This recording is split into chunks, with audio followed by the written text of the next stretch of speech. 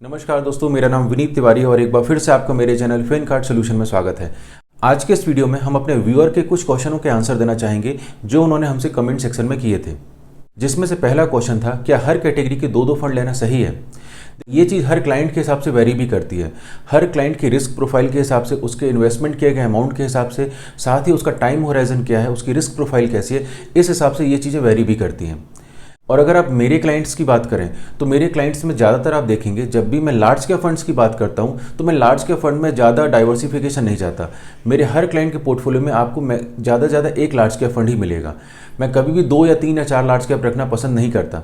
ऐसा इसलिए भी होता है क्योंकि जब भी मैं लार्ज कैप फंड की बात करता हूं तो आप सभी को मालूम है कि लार्ज कैप फंड का पैसा आपके इंडिया की टॉप 100 कंपनी में इन्वेस्ट किया जाता है। टॉप 100 कंपनी में आपका पैसा इन्वेस्ट किया जा रहा है तो लगभग हर फंड 50 से 60 कंपनियों में इन्वेस्टमेंट करता है। और ऐसे में आप देखेंगे लगभग 70 से 80% कंपनियां ओवरलैप होती हैं, सेम कंपनी में आपका पैसा इन्वेस्ट किया जाता है।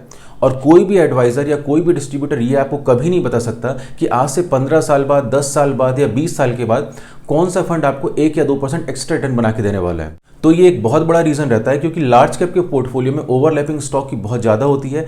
इसलिए मैं केवल एक ही लार्ज कैप फंड रखना पसंद करता हूँ और बहुत हद तक अगर क्लाइंट की रिक्वायरमेंट हो तो मेरे क्लाइंट के पोर्टफोलियो में आपको 2 लार्ज कैप फंड मिलेंगे। लेकिन अगर मैं स्मॉल कैप की बात करता हूं तो ऐसे जितने भी क्लाइंट हैं जिनका मैक्सिमम एक्सपोजर स्मॉल कैप में है तो वहां पे मेरे पास आप देखेंगे मेरे जितने भी क्लाइंट हैं उनके पोर्टफोलियो में 2, 3 या उससे ज़्यादा भी स्मॉल कैप देखने को मिल सकते हैं, क्योंकि स्मॉल कैप के पोर्टफोलियो में उतना ज़्यादा ओवरलैपिंग नहीं होती स्टॉक की जितनी लार्ज कैप में होती है।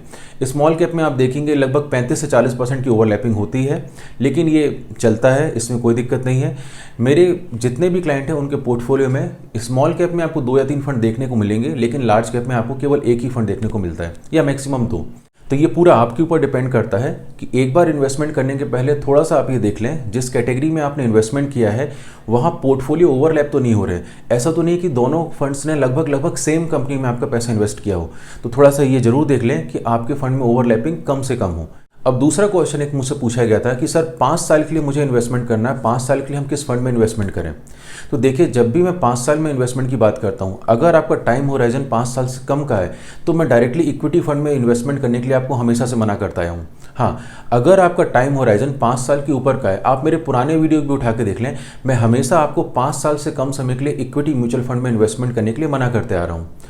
अगर आपका टाइम होराइजन 5 साल के ऊपर का हो, 7 साल, 8 साल, 9 साल, तभी मैं आपसे बोलता हूं कि आप प्योर इक्विटी फंड में इन्वेस्टमेंट करें। लेकिन अगर आप मान के चलिए आप 5 से 6 साल के लिए इन्वेस्टमेंट करना चाहते हैं तो ऐसे में आप एक काम कर सकते हैं, आप किसी भी हाइब्रिड फंड में इन्वेस्ट कर सकते हैं। फॉर एग्जांपल के लिए ये कोई रिकमेंडेशन नहीं है, जैसे आपका एसबीआई का हाइब्रिड फंड है, या आप किसी बैलेंस एडवांटेज फंड में इन्वेस्ट कर सकते हैं जैसे कि आईसीआईसी बैलेंस एडवांटेज फंड या एचडीएफसी का बैलेंस एडवांटेज फंड। ये केवल मैं आपको फंड्स के नाम बता रहा हूँ, ये कोई रिकमेंडेशन नहीं है। और अगर आप प्योर इक्विटी में इन्वेस्ट करना चाहते हैं तो केवल और केवल आप लार्ज के फंड को चूज करें, उसके अलावा कोई फंड आप ना रखें। हाँ, कई बार ये देखा गया है कि कई बार जब भी शॉर्ट टाइम ड्यूरेशन की मैं बात करता हूँ, 5 से 6 साल की बात करता हूँ, इस टाइम ड्यूरेशन में लार्ज कैप फंड की जगह इंडेक्स फंड ने आपको ज़्यादा अच्छा रिटर्न बना के दिए है। तो आप किसी भी निफ्टी 50 के इंडेक्स फंड या सेंसेक्स से रिलेटेड इंडेक्स फंड में भी इन्वेस्ट कर सकते हैं अगर आपका नज़रिया 5 या 6 साल का हो।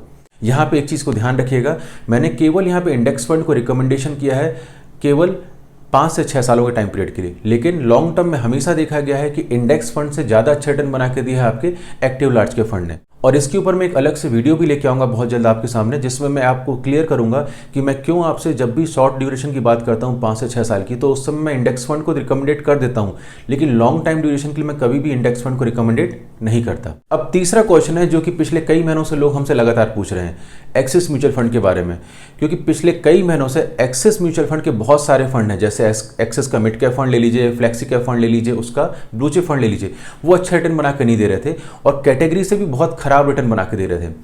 इसी कारण से लगातार एक्सिस म्यूचुअल फंड के हमसे क्वेश्चन किए जा रहे हैं। और मैं आप सभी को बता दूं कि एक्सिस ब्लू चिप फंड का मैंने डिटेल वीडियो बना चुका है, डिटेल एनालिसिस का वीडियो बना चुका है, उसकी लिंक को मैं अपने डिस्क्रिप्शन में डाल दूंगा, आप उस लिंक में क्लिक करके उस वीडियो को वॉच कर सकते हैं। अब मैं अगर आपसे एक्सिस के फ्लेक्सी कैप फंड की बात करूं तो एक्सिस के फ्लेक्सी कैप फंड और एक्सिस के ब्लू चिप फंड को अगर आप साथ में देखेंगे तो आप उस वीडियो में जाके देखिएगा, दोनों में बहुत सारी कॉमन चीजें निकल के आ रही हैं। जैसे कि पहला कि दोनों फंड्स में हाई पी स्टॉक में इन्वेस्टमेंट किया था और जितने भी हाई पी स्टॉक हैं पिछले 1.5 या 2 साल से अच्छा रिटर्न बना के नहीं दे रहे हैं, और काफ़ी सारे तो ऐसे स्टॉक हैं जिन्होंने नेगेटिव रिटर्न बना के दिया और काफ़ी स्टॉक तो लगभग 30 से 40% डाउन चल रहे हैं।